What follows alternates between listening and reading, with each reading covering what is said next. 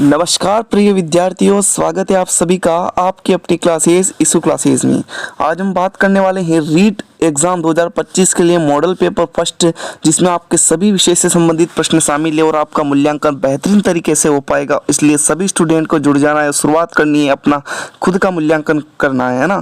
तो चलिए शुरुआत करते हैं। बेहतरीन क्वेश्चन है, कुछ क्वेश्चन आए हुए हैं और कुछ क्वेश्चन उनसे रिलेटेड ही बहुत ही बेहतरीन है, आपके परीक्षा में बहुत उपयोगी होंगे। पहला क्वेश्चन है, जिन प्रतिक्रियाओं को सीखने के उपरांत संतुष्टि प्राप्त होती है और उन्हें सीख लिया जाता है, तो ये क्या है? अभ्यास का नियम, तत्परता का नियम, प्रभाव का नियम या सापेक्षता का नियम? बताइए। जिन प्रक्रिया को सीखने के लिए हमें सीखने के उपरांत हमें संतुष्टि प्राप्त होती है और उन्हें हम सीख लेते हैं, अपने जीवन में अपना लेते हैं, है ना, अपने व्यवहार में एक प्रकार से अपना लेते हैं, तो वह क्या कहलाता है? वह कहलाता है तत्परता का नियम। क्या कहलाता है? तत्परता का नियम। ऑप्शन नंबर बी आपका सही रहेगा। अभ्यास का नियम, तत्परता का नियम और प्रभाव का नियम किसने दिया था? बताइए, किसने दिया था? थॉर्नडाइक ने दिया था। किसने दिया था? थॉर्नडाइक ने दिया था। और ये इनके मुख्य नियम है, ये उनके मुख्य नियम है। तो मुख्य नियम इन्होंने 3 दिए थे और गौण नियम कितने दिए थे? बताइए। गौण नियम इन्होंने दिए थे 5, है ना, और मुख्य नियम दिए थे 3। चलिए आगे बढ़ते हैं, सभी याद रखना है आपको। चलिए अगला क्वेश्चन आपका, क्वेश्चन नंबर 2 है आपका, मनोविज्ञान व्यवहार का शुद्ध विज्ञान है, उपयुक्त कथन किसका है? बताइए। मनोविज्ञान व्यवहार का शुद्ध विज्ञान है, ये किसने कहा? वुडवर्थ ने, वॉटसन ने, या फिर ये आपके स्किनर ने या चार्ल्स डार्विन ने? बताइए। मनोविज्ञान व्यवहार का शुद्ध विज्ञान है, बताइए। ये कहा था जेबी वॉटसन ने, है ना। ऑप्शन नंबर आपका बी बिल्कुल करेक्ट रहेगा। किसने कहा? वॉटसन ने कहा। चलिए आगे बढ़ते हैं नेक्स्ट क्वेश्चन की ओर। इंपॉर्टेंट परिभाषाएं याद रखनी है आपको, है ना। चलिए एक और इम्पोर्टेंट क्वेश्चन आपके सामने, नवीन शिक्षा नीति एनईपी 2020 में किस प्रकार की शिक्षा व्यवस्था पर बल दिया गया है? सारे क्वेश्चन एक एक सेलेक्टेड और महत्वपूर्ण है, बताइए। पाठ्यक्रम और शिक्षक केंद्रित, अन्वेषण प्रेरित और खोज उन्मुखी, परीक्षा अंक या ग्रेड उन्मुखी या अभ्यास द्वारा परिणाम उन्मुखी? बताइए क्या हो जाएगा राइट आंसर आपका? बताइए। तो वह दिया है अन्वेषण प्रेरित और खोज उन्मुखी, मतलब कुल मिला के जो है खोज करके सीखना दोस्तों, अन्वेषण करके सीखना। इससे क्या होता है, जो बच्चा है वह स्थायी ज्ञान सीख पाता है ना। एक प्रकार से एनईपी 2020 ने करके सीखने पर बल दिया। किस पर? करके सीखने पर बल दिया है। ऑप्शन नंबर आपका बी बिल्कुल सही रहेगा, ध्यान में रखना है। चलिए आगे बढ़ते हैं अगले क्वेश्चन की ओर। बताइए क्वेश्चन नंबर 4 आपकी स्क्रीन के सामने है, किस नियम के अनुसार बच्चे अपने माता पिता कि बिल्कुल समान ना होकर उनसे कुछ ना कुछ भिन्न अवश्य होते हैं?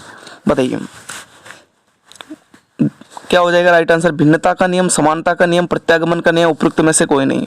जो माता पिता की जो संतानें होती है वह उनके समान ना होकर उनसे कुछ भिन्न होती है, अलग होती है, तो वह कौन सा नियम यहाँ पे काम करेगा? भिन्नता का नियम। ऑप्शन नंबर आपका ए बिल्कुल सही रहेगा, है ना। ऑप्शन नंबर ए बताने वाले सभी करेक्ट रहेगा। चलिए अगला क्वेश्चन आपके सामने है, मानव विकास को क्षेत्रों में विभाजित किया जाता है। बताइए मानव विकास जो है, मानव विकास को किस किस क्षेत्र में विभाजित कर रखा है? बताइए। शारीरिक, संज्ञानात्मक, संवेगात्मक और सामाजिक, या फिर संवेगात्मक, संज्ञानात्मक, आध्यात्मिक और सामाजिक मनोवैज्ञानिक, या मनोवैज्ञानिक, संज्ञानात्मक, संवेगात्मक और शारीरिक, या शारीरिक, आध्यात्मिक, संज्ञानात्मक, सामाजिक? बताइए, आपको टाइम दे रहे हैं, बताइए आपका राइट आंसर क्या हो जाएगा? फिर अंत में बताने हैं और मूल्यांकन करना है कितना सही हो रहे हैं आप, कितने डूबे हैं, ये आपको पता लग जाएगा। तो आपका राइट आंसर हो जाएगा ऑप्शन नंबर ए, मानव विकास को शारीरिक, संज्ञानात्मक, संवेगात्मक और सामाजिक क्षेत्र में बांट रखा है। ऑप्शन नंबर आपका ए बिल्कुल करेक्ट रहेगा, है ना। इन सब के द्वारा जो है मानव का विकास होता है। बताइए क्वेश्चन नंबर 6 का राइट आंसर। चलिए, मानव विकास की वह अवस्था जिसे सुनहरी अवस्था कहा जाता है? बताइए सुनहरी अवस्था किसे कहा जाता है? शेषावस्था को, बाल्यावस्था को, किशोरावस्था को, या फिर प्रौढ़ावस्था को? बताइए किसे कहा जाता है? सुनहरी अवस्था किसे कहा जाता है? जिसे संघर्ष एवं तूफानों की अवस्था भी कहा है स्टैनली हॉल ने। बताइए, तो इसका राइट आंसर हो जाएगा ऑप्शन नंबर सी, किशोर अवस्था को कहा जाता है सुनहरी अवस्था, है ना। यही जीवन की आधारशिला है, इसे ही हम कुछ, इसमें ही अपना जीवन हम बना सकते हैं किशोर अवस्था में, है ना। चलिए आगे बढ़ते हैं। क्रिया प्रसूत अनुबंधन सिद्धांत का प्रतिपादन किया हल ने, थॉर्नडाइक ने, हेगार्टी ने, या स्किनर ने? बताइए। हल ने तो दिया दोस्तों पुनर्बलन का, हल ने किसका दिया? पुनर्बलन का। और थॉर्नडाइक ने कौन सा दिया? उद्दीपक अनुक्रिया का, उद्दीपक अनुक्रिया का थॉर्नडाइक ने दिया। क्रिया प्रसूत अनुबंध का सिद्धांत किसने दिया? बीएफ स्किनर ने। ऑप्शन नंबर डी बताने वाले सभी स्टूडेंट करेक्ट हो जाएंगे, है ना। चलिए आगे बढ़ते हैं। आगे ये सभी आपके व्यवहारवादी मनोवैज्ञानिक है। चलिए बताइए निरक्षर शब्द का विलोम क्या होगा। निरक्षर शब्द का विलोम क्या होगा। आपके हिंदी के प्रश्न आ गए, बताइए। साक्षर, अशिक्षित या फिर अक्षर या पढ़ना, बताइए क्या हो जाएगा आपका राइट आंसर। निरक्षर शब्द का विलोम बताइए मित्रों। तो जो भी ऑप्शन नंबर ए बता रहा है उन सभी का बिल्कुल करेक्ट है ना। क्या हो जाएगा निरक्षर का हो जाएगा साक्षर। क्या हो जाएगा साक्षर। ऑप्शन नंबर ए आपका सही रहेगा। चलिए आगे बढ़ते हैं। अगला क्वेश्चन का राइट आंसर बताइए। क्वेश्चन नंबर 9 है आपके सामने। श्रम साध्य शब्द में समास कौन सा है, बताइए। श्रम साध्य में समास कौन सा है। तत्पुरुष, द्वंद्व या फिर द्विगु या अव्ययभाव समास, बताइए। बताइए आप सभी का राइट आंसर क्या हो जाएगा। श्रम साध्य दोस्तों, श्रम से साध्य, इसका समास वगैरह क्या होगा। श्रम से साध्य, श्रम से साध्य। अब बताइए कौन सा हो जाएगा। अब बताइए क्या हो जाएगा आपका right answer. Option number A हो जाएगा, है ना। कर्ण तत्पुरुष समास ऑप्शन नंबर ए जिसका भी जा रहा था उन सभी को बिल्कुल वेरी गुड, बहुत ही बढ़िया। चलिए आगे बढ़ते हैं। बहुत ही बढ़िया क्वेश्चन है दोस्तों। चलिए किसानों की कृषि संबंधित नई जानकारी देना जरूरी है। रेखांकित शब्द है व्यक्तिवाचक, जातिवाचक या भाववाचक या इनमें से कोई नहीं। ये आपकी यहाँ पर रेखांकित है। अब बताइए इसमें कौन सी संज्ञा है। तो किसानों में दोस्तों आपकी कौन सी हो जाएगी। ये हो जाएगी आपके जातिवाचक। कौन सी जातिवाचक संज्ञा हो जाएगी, क्योंकि यहाँ पर किसी का नाम नहीं आया है। ऑप्शन नंबर आपका बी बिल्कुल करेक्ट रहेगा। बी बताने वाले बिल्कुल करेक्ट रहेगा। चलिए आगे बढ़ते हैं। क्वेश्चन नंबर 11, निम्न में से शुद्ध शब्द का चयन करना है आपको, बताइए। शुद्ध शब्द का चयन कीजिए। नवीन, न्यू, नयो या फिर नवीन, बताइए। इनमें से जो नया शब्द है वह कौन सा है, मतलब शुद्ध शब्द कौन सा है। तो वह है ऑप्शन नंबर आपका ए, है ना। नवीन शब्द जो बिल्कुल शुद्ध है। ऑप्शन नंबर ए बताने वाले सभी स्टूडेंट करेक्ट हैं। बताइए अगला क्वेश्चन आपके स्क्रीन में कि उनकी यह अवस्था एक बहुत बड़ी समस्या प्रस्तुत करती है। रेखांकित शब्द में विशेषण है, बताइए इसमें विशेषण क्या है। उनकी यह अवस्था जो है बहुत बड़ी समस्या प्रस्तुत करती है। तो इसमें जो है दोस्तों रेखांकित पद कौन सा है, देखो बहुत बड़ी, है ना। इसमें आपका ये रेखांकित पद है ना। तो बताइए बहुत बड़ी, एक प्रकार से इसमें क्या हो जाएगा दोस्तों गुणवाचक, है ना। आकार बता रहा है, इसमें आपके गुणवाचक विशेषण हो जाएगा। ऑप्शन नंबर आपका डी बिल्कुल करेक्ट रहेगा। चलिए बताइए क्वेश्चन नंबर 13, जो लड़का कमरे में बैठा है वह मेरा भाई है। वाक्य कौन सा है। सरल वाक्य, संयुक्त वाक्य, मिश्र वाक्य या प्रधान वाक्य। जो लड़का कमरे में बैठा है वह मेरा भाई है, ये कौन सा वाक्य है दोस्तों। आपका right answer option number A हो जाएगा। सॉरी, ये हो जाएगा आपके मिश्र वाक्य। कौन सा हो जाएगा मिश्र वाक्य। ऑप्शन नंबर सी बताने वाले सभी स्टूडेंट करेक्ट है ना। चलिए आगे बढ़ते हैं। बताइए कोष्टक में दिया गया चिन्ह है योजक चिन्ह, निर्देशक चिन्ह, विवरण चिन्ह या लाघव चिन्ह, बताइए आप सभी का राइट आंसर क्या हो जाएगा। ऑप्शन नंबर सी विवरण चिन्ह है ना। ऑप्शन नंबर आपका सी बिल्कुल करेक्ट रहेगा। चलिए आगे बढ़ते हैं अगले क्वेश्चन की ओर। बताइए क्वेश्चन नंबर 15 है तेली का बैल होना अर्थ है निर्धन होना, मन लगाकर काम नहीं करना, काम करने से बहाना बनाना, बुरी तरह काम में लगे रहना। देखो तेली का बैल होना आपका राइट आंसर हो जाएगा ऑप्शन नंबर डी के साथ, बुरी तरह काम में लगे रहना। चलिए आगे बढ़ते हैं। बताइए पद विश्लेषण के लिए गलत पदों का कहा जाता है, गलत पदों को कहा जाता है को एक मिनट आगे पीछे प्रश्न हो गया है ना। पद विश्लेषण को महत्व देने वाली विधि के लिए गलत पद है। चलो इसको छोड़ो, है ना, ये गलत हो गया। आगे बढ़ते हैं। क्वेश्चन नंबर 17 का राइट आंसर बताइए। उपलब्धि परीक्षण द्वारा ज्ञान और कौशल के लिए किसी विशेष क्षेत्र में व्यक्ति की अर्जित निपुणता को वर्तमान स्थिति की नाप किसका कथन है। उपलब्धि परीक्षण द्वारा ज्ञान या कौशल के किसी विशेष क्षेत्र में व्यक्ति की अर्जित निपुणता की वर्तमान स्थिति की माप होती है। ये किसने कहा। यह वर्ड वेरी इंपॉर्टेंट परिभाषा है। इसका राइट आंसर हो जाएगा गे, ऑप्शन नंबर ये गे के वर्ड है ना। चलिए आगे बढ़ते हैं। बताइए राजस्थान में निम्नलिखित में से कौन सी रामसर वैलेंटाइन साइट है, बताइए। आपका राइट आंसर क्या हो जाएगा मित्रों? तो आपका right answer option number D हो जाएगा, है ना, सांबर जिला और केवला देवी पक्षी अभ्यारण्य। चलिए आगे बढ़ते हैं।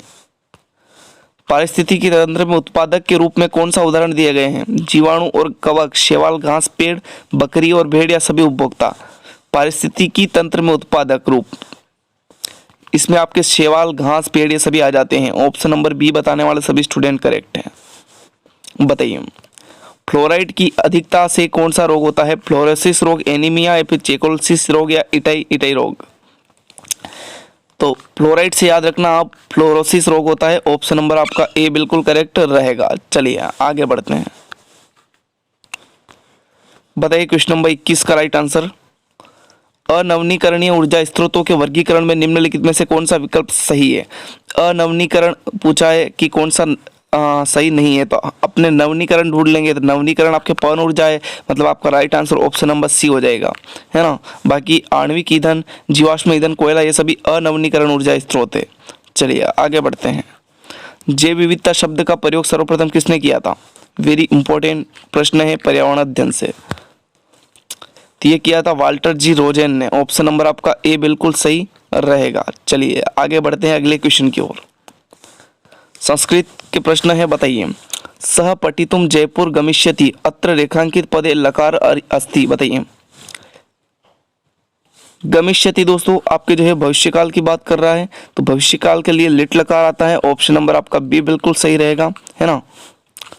ऑप्शन नंबर बी बताने वाले सभी स्टूडेंट करेक्ट है।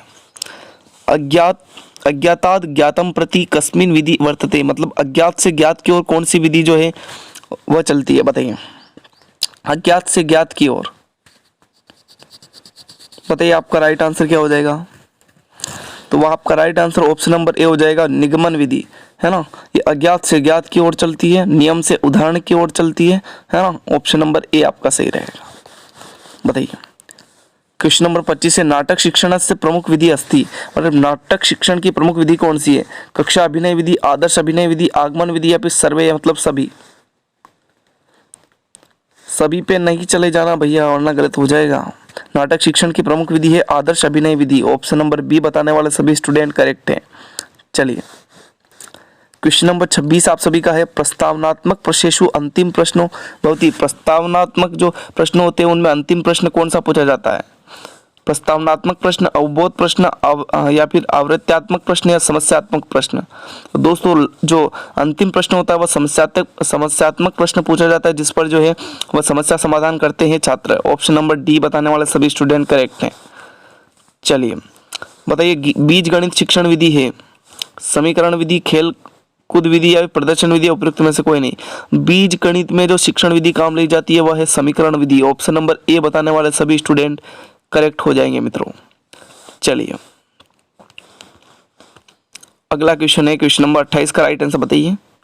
चलिए रेखा गणित में प्रायोगिक अवस्था में प्रयुक्त होने वाली शिक्षण विधि कौन सी है? प्रदर्शन विधि, निगमन विधि, आगमन विधि या उपयुक्त सभी। बताइए रेखा गणित में कौन सी विधि काम में ली जाती है? तो वह ली जाती है दोस्तों प्रदर्शन विधि। ऑप्शन नंबर ए बताने वाले सभी स्टूडेंट करेक्ट हो जाएंगे। चलिए बताइए शैक्षणिक पिछड़ापन का अभिप्राय क्या है? शैक्षिक पिछड़ापन का अभिप्राय शिक्षा का अभाव, शिक्षा की न्यून मात्रा, या आधुनिक विचारों तथा कार्यशैली का अभाव, या इनमें से किसी का भी नहीं। बताइए शैक्षिक पिछड़ापन से अभिप्राय है दोस्तों शिक्षा का अभाव। ऑप्शन नंबर आपका ए बिल्कुल करेक्ट रहेगा। चलिए बताइए क्वेश्चन नंबर 30 का राइट आंसर। गणित शिक्षण की किस विधि में छात्रों को स्वयं नियम या सिद्धांत की खोज करने का अवसर मिलता है? स्वयं नियम खोज करने का सिद्धांत मिलता है दोस्तों, मतलब आपके ये नियम जो है ये खोज करेंगे, तो उससे पहले हम उदाहरण की ओर चलेंगे, उदाहरण से नियम की ओर नियम खोज करेंगे। अर्थात आपकी कौन सी हो जाएगी? आगमन विधि, है ना। आगमन विधि उदाहरण से नियम की ओर चलती है, तो ऑप्शन नंबर आपका ये बिल्कुल सही रहेगा। इसके विपरीत आपके निगमन विधि है। और अनुसंधान विधि में दोस्तों व्यक्ति जो है करके सीखता है, खोज द्वारा सीखता है ना। तो आपके आगमन विधि और अनुसंधान विधि मनोवैज्ञानिक विधि है, जबकि निगमन विधि को कई शिक्षक जो है क्या मानते हैं? अमनोवैज्ञानिक विधि मानते हैं। तो इसका ऑप्शन नंबर आपका ए सही रहेगा। और 30 प्रश्न में से आपके कुल कितने प्रश्न सही हुए? जिसके भी कम से कम 22-23 प्रश्न सही हो रहे हैं उनकी तैयारी तो वाकई में सही है, बाकी को तैयारी करने की ज़रूरत है। वो मॉडल पेपर आपके चलने वाले हैं, सभी स्टूडेंट यहाँ से जुड़ जाइए। और कैसा लगा सेशन ज़रूर बताएं और चैनल को सब्सक्राइब ज़रूर कर लेना ताकि आपको हर एक नोटिफिकेशन मिल सके हर मॉडल पेपर की। धन्यवाद।